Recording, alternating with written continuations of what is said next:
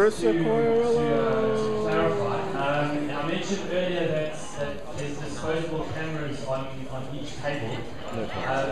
You've probably realised that that's not true. I'm led to believe that all the disposables are in the honeymoon suite. So if you wouldn't mind just obviously on that list, all of those photos, please take them on your own cameras. And then just send those through to Ed and Dana. Also, I'd like to apologise to Brock. I did catch you a little bit off guard here with regards to speeches. Especially apologise for that. But yeah, guys, we're gonna kick on to the second half of the evening. I would formally like to welcome up Dana's a drink for friend, courage. the maid of honor, a little courage drink. Marisa.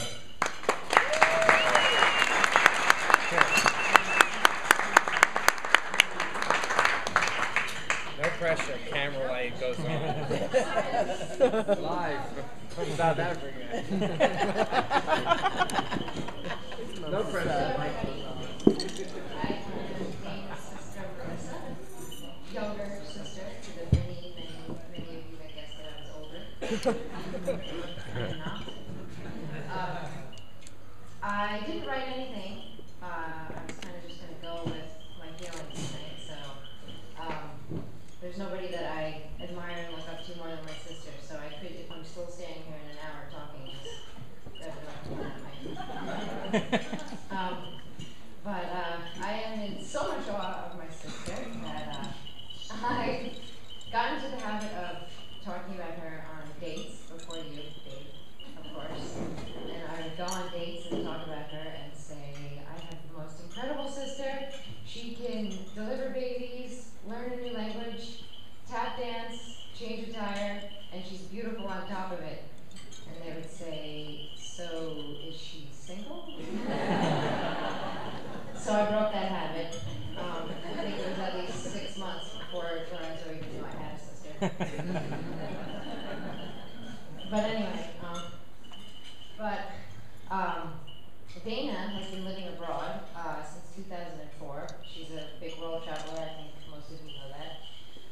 And for all of those many years, I've been begging and emailing and Skyping and crying to her to come home.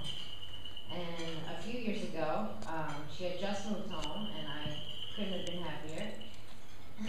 And then she took a teaching job that landed her in Moscow.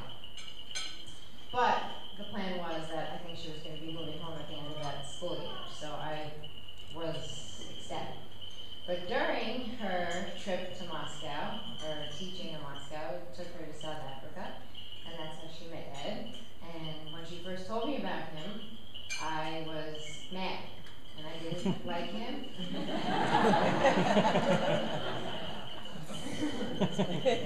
And I wouldn't acknowledge him, the relationship. I wouldn't talk to her about it. I was mean. I was not nice. I wouldn't discuss it at all, because it was another thing that, I thought if I encouraged it, it would take her away from me again. But he came home for Christmas one year to meet us for the first time, and I loved him immediately. I loved him immediately, I did. And I saw how much he adored her and how much she loved him. I mean, it was very clear.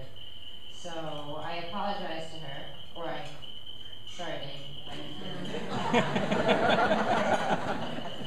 And, I'm very happy for them. So I would like to toast to my sister for not stopping and not settling until you find love and get what you want. And cheers to Ed for making my sister happy and treating her the way she deserves. And I love you both. Cheers. Cheers. Whoa, woo!